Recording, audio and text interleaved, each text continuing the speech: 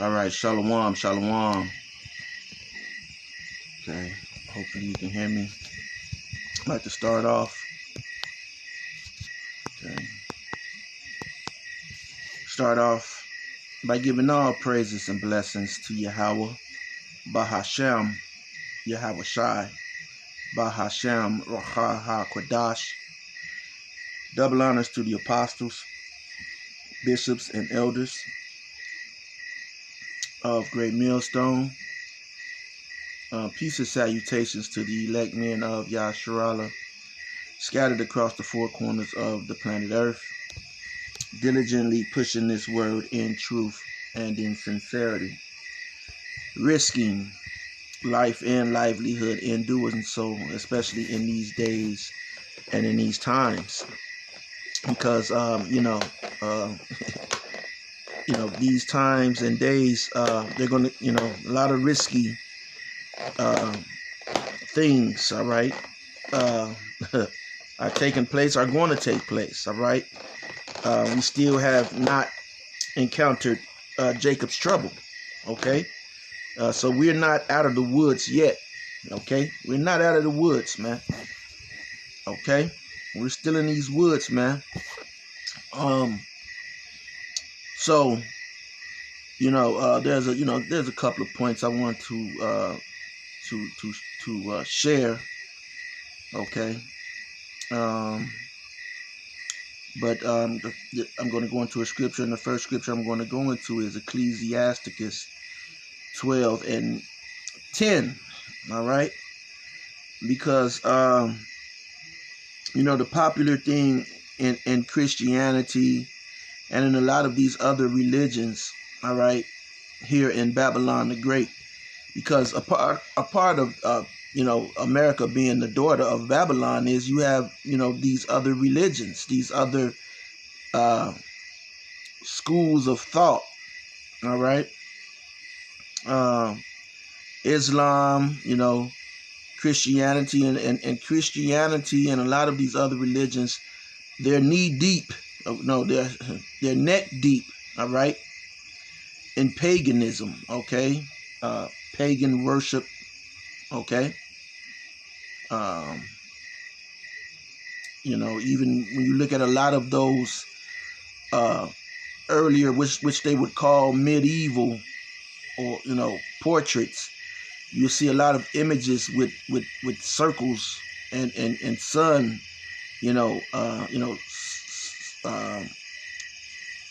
symbolism embedded in it, okay. A lot of these schools, they worship the sun, they worship stone, okay, like Islam, all right. They believe that in Mecca, there's a stone, a black stone that they kiss, okay, and they've been kissing, okay, this stone, okay, for and then and America is still reigns supreme, okay, over them. Okay, now on the flip side, they will say, hey, they reign supreme over you as well. Okay, but the difference is we have the Holy Scriptures. We have the Bible as a guide, all right? And, they may say, yeah, well, we use the Bible, but you also use the Quran as well, okay? There is no mate for the Bible, all right? There's no mate, all right? It is, it is what it is, all right? So Ecclesiasticus 12:10, never trust thine enemy. And who are the enemy of the so-called Negroes, Hispanics, and Native Americans? Well, you go to Psalms 83, it clearly tells you, okay?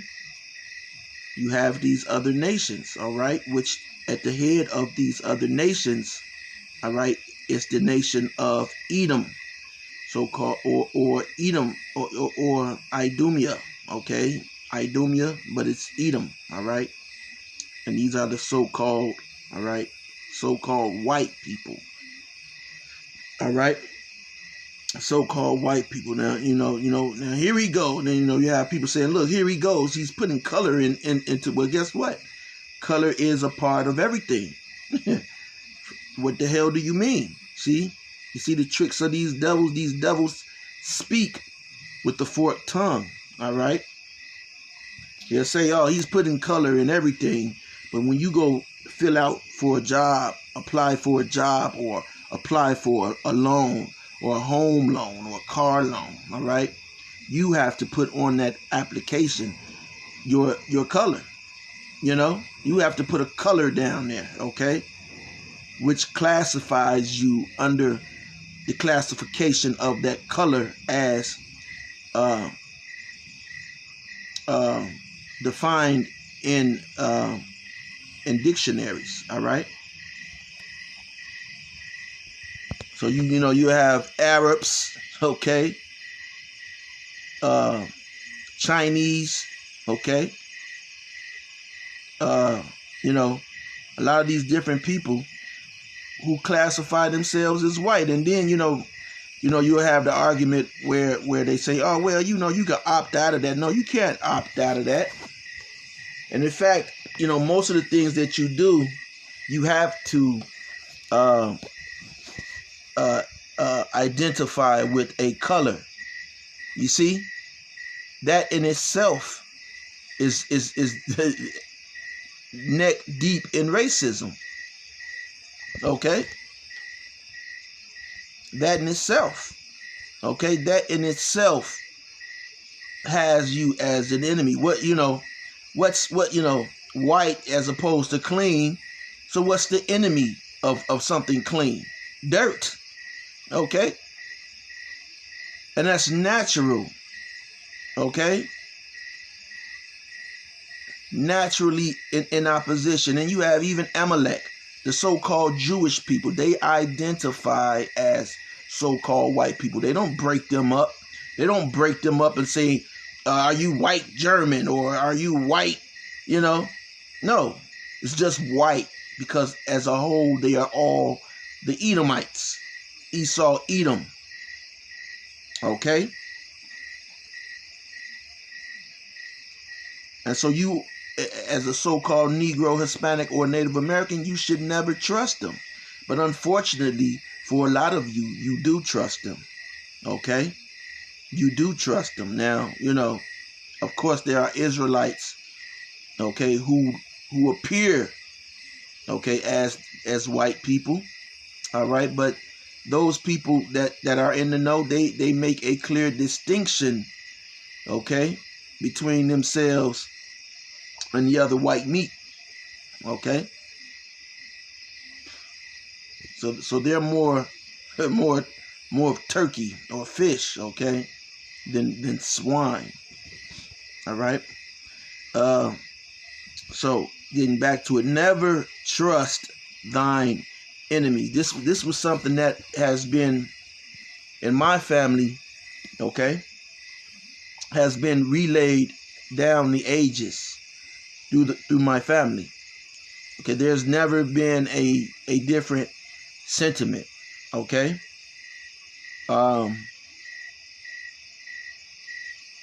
through my family, it has always been never trust the so-called white man. All right.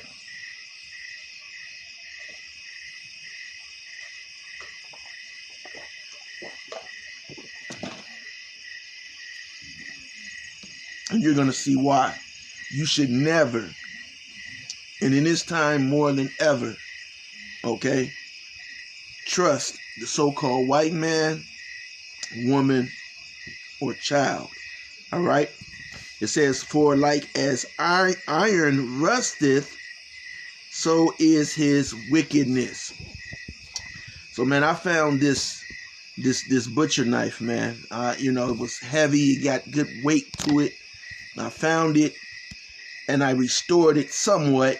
Okay, I'm not done restoring it, but, I got it pretty much back in order. Sharp as, man, can cut through paper. All right? Could cut a piece of hair. All right? But I haven't got it the way that I balanced, the way that I want it. Not yet. Okay? But anyway, you know, the thing with this knife is, I haven't been able to really polish it so that the rust doesn't appear. So, I use it, and then after I wash it, okay, because it's pitting in it, there's some pits, all right? It, it's still rust, okay? It's still rust in it, okay? The rust returns, okay? You clean it good, hit it with the stone, the sharpening stone, but dry, you have to dry it off and whatever, but the rust still appears, and that's the Esau's wickedness, man. Okay, he's damn near like that damn worm. Okay, what's the scripture? Oh man,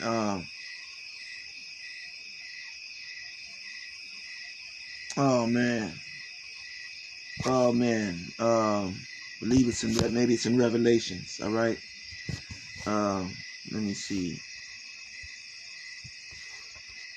Let me see.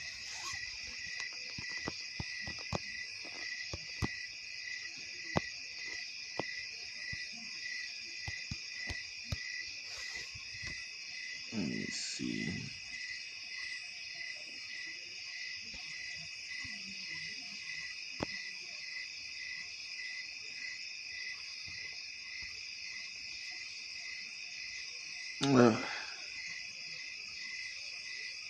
Okay, Mark.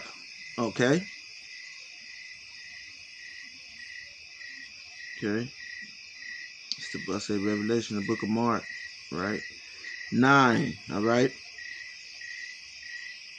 And 43. It says, if thy hand offend thee, cut it off. It is better for thee to enter into life maimed than having 2 hands to go into hell, all right? And that doesn't mean, all right, an actual place called hell, all right? Like my great grandmother, who I, loved dearly, okay? I guess, she came, I guess she had diabetes. She was in her 90s, all right? And, you're a little kid, and, you be attached to people that, stories come out, okay? So, anyway, she had got gangrene in one of her legs, okay? And so they said that, the doctors were like, well, we're going to have to cut your leg off, all right? And, you could live. And she didn't want her leg cut off, all right? So, she just went on, all right? Rather than have her leg cut off. So, a lot of times, hey, you have those are decisions to be made, and the decision to be made in this fucking time, all right, right now, okay, you should be cutting yourself off from Babylon, man. And those who, a lot of these people, man, they are returned, man. I was watching a channel last night where, Jake was, when we came over to America, and when we were in the wilderness, man, people talk about Africa, and, you got the Northern Kingdom talk about what they were doing here. Okay, understand and realize that a lot of these places survived the flood, okay? And Jake rebuilt them, okay? The only thing that didn't survive the flood was flesh, all right? But a lot of those structures, okay, survived the flood, man, okay? And, through the process of time, they grew up, and Jake came across these places and built upon them, all right? And Jake, you got the GOCC talking about an angel came down and taught Jake how to be wicked. No, man. Okay, wickedness was in the soil. Okay, read the scriptures, man. Okay, you have to talk. The ground is cursed. All right, you go digging. That's where the history is in the earth. Okay, it's in the earth.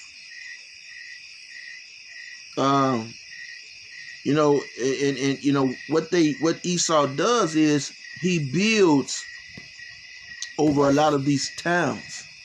All right, over a lot of ancient places. They build over them. All right, instead of just they just build over them. Okay, and so a lot of stuff is when it says into hell, man, it's inside of the earth is problems, man. Okay, when Esau has a toxic waste, he done, this devil sometimes he does dump it into the ocean for the most part, but they dump it underground. Okay, underground. And in 200 years, someone would find it and, see the symbol and, so on. And that would carry on. Okay. They'll say, oh, look, we've invented this. We've invented that. All right. No, someone dug it up. All right. And someone had the understanding of what it was. And so they created from that, re-engineered. Over there, that's where a lot of this technology comes from, re-engineering, all right, from things that were ancient, all right, things in the past, all right. And so we here in Babylon have to, cut ourselves off from this place. You have to cut yourself off from this place because this place is about to be destroyed, demolished, mollywopped, all right? It's about to be destroyed, all right? Finish reading, it says, then having 2 feet to be cast into hell, which is the grave, into the fire that never shall be quenched, all right? It says, where their worm dieth not, okay?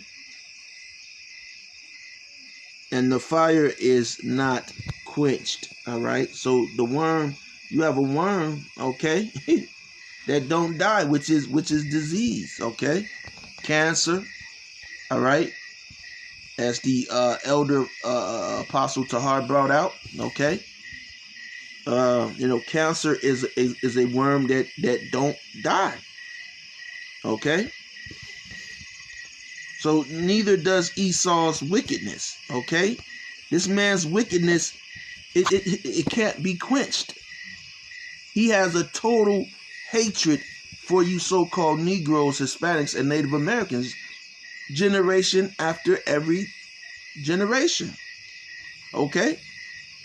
Until he sees that he's going to be no more, and then he's going to resort to Operation Samson. Okay, when Esau is going to lose it, what does he do? He destroys everything. Okay, so that is like the iron that rusteth, his wickedness. So I'm going to play this video real quick. Okay. So that we try to get to North Carolina just after dawn, so that we could drive through most of the South in the dark, because my father felt that was safer. 3 or 4 times a year, I would go back and forth to Georgia. But I knew I wasn't supposed to stop at night to buy any gas or do anything, not even to use the bathroom. Okay, so listen, man. Listen. Okay? Now, these are the so-called Edomites. Okay? These people that are telling stories. Okay, they're not slaves. Okay? They're not slaves. There was a time period when I was growing up in my time, all right? When you couldn't cross Western. There's a mall here in Chicago called Ford City Mall. All right? And that's why 2/3 of you niggas got to go. There was a time when you couldn't cross Western, okay? Because across Western, okay, and this was in I'll say the 80s, okay? Across Western were Edomites, man. And you talking about going across Kedzie, okay? You talking about death, man. You talking about never returning, okay? Pulaski and Cicero, okay? You talking about, going places. So, we would come to Ford City Mall, man, and the Edomites, if they saw you on the bus, man, they would try to bust you up, man.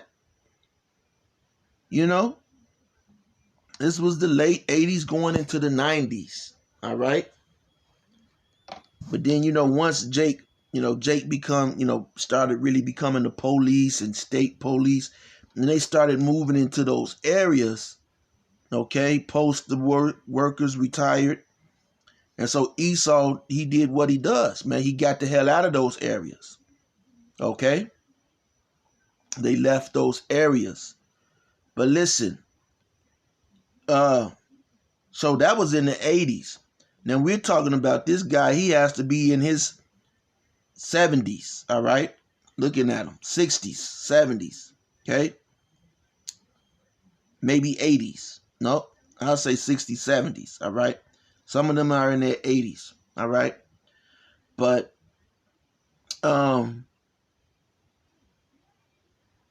listen, man. Listen to what, okay? So, and listen, there wasn't old Edomites doing this to these people, man, okay? These were younger Edomites. So, if this man is in his 60s, the Edomites that were terrorizing them the most, okay, would have been Edomites who were younger than them back in his day. So those Edomites are very much still around, okay? And listen to what they went through, man. This is what terrorism is, okay? This is why you have a critical race theory. This is, see, people are talking about, you had this one dude in, what was the name of the group? Not to be fucked with, whatever the guy name was. They had all these jakes getting guns and marching. Listen, man, you destroy this devil with the truth, man. You destroy this devil with the truth. And if you got time to do, you on social media, okay? And it's time to, you do your little thing, maybe, okay?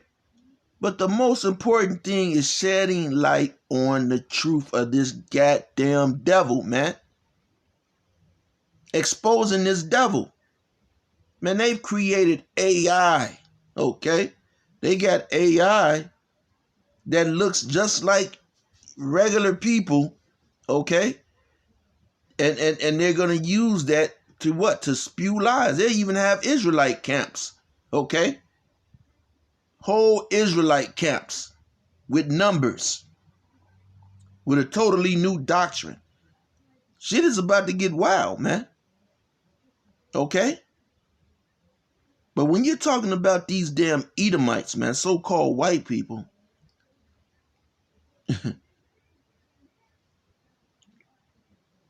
now I told you that in the late 80s, early 90s, here in Chicago, that you couldn't go past Western. Niggas be talking about the nine, all that nine shit, all that 6 tray shit. Look, nigga, I know you hoe ass niggas, all right? Okay? You bitch ass niggas wasn't going past fucking Western, man. You bitch ass niggas was at each other's throats, man. And it just wasn't here in Chicago, nigga. Hey, listen, hey, I got some people in my family, man. Shit. They didn't give a fuck, man. Okay? Totally. We went into this, as a little kid, man. We went through, some shit. I seen some shit from Esau ass, man.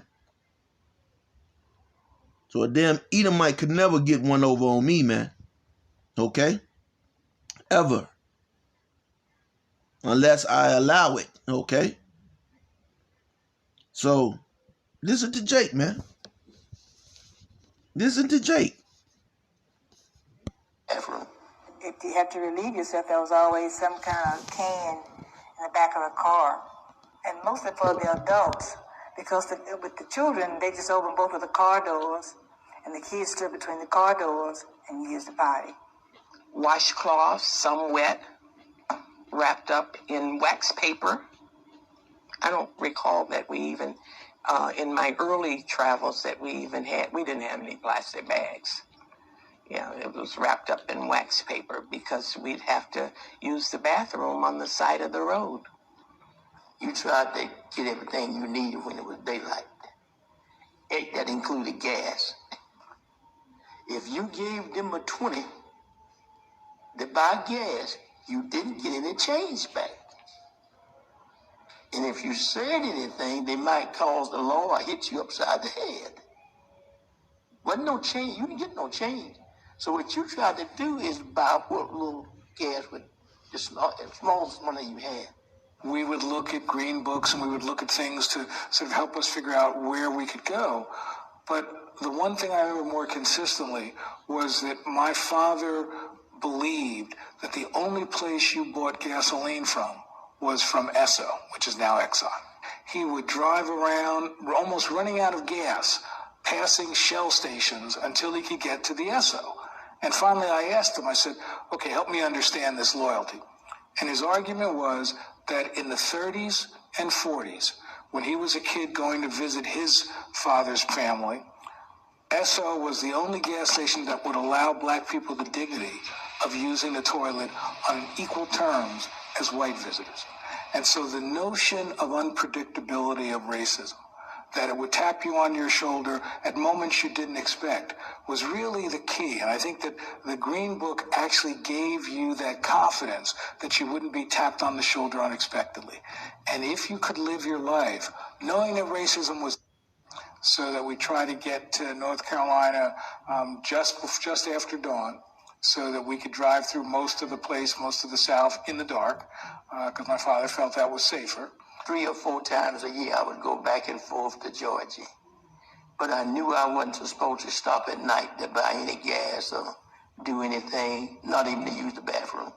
If you had to relieve yourself, there was always... You gotta be fucking kidding. You gotta be fucking kidding. Okay? Yeah. You gotta be fucking kidding, man. All right? So, and they want this information hid, man. And listen, man, it's not changed. It's the same. It's the same. Okay, Baruch 4:25. All right, I'm gonna leave it here, man. All right. My children, suffer patiently the wrath that is come upon you from Yahweh. For thine enemy hath persecuted thee. And that's persecution, man. Slavery was persecution. Jim Crow was persecution. Okay? Since they arrived in 1492, it has been nothing but all forms of persecution that they can find. Okay? But shortly thou shalt see his destruction. Okay? And shalt tread upon his neck. Whose neck? Your enemies. Okay? Thine enemy. Okay? And the biggest, you got many enemies of these nations, but the biggest of thine enemy is the so-called white man. All right. So, you know, with that, I'm going to end it there. All right. Till next time, shalom.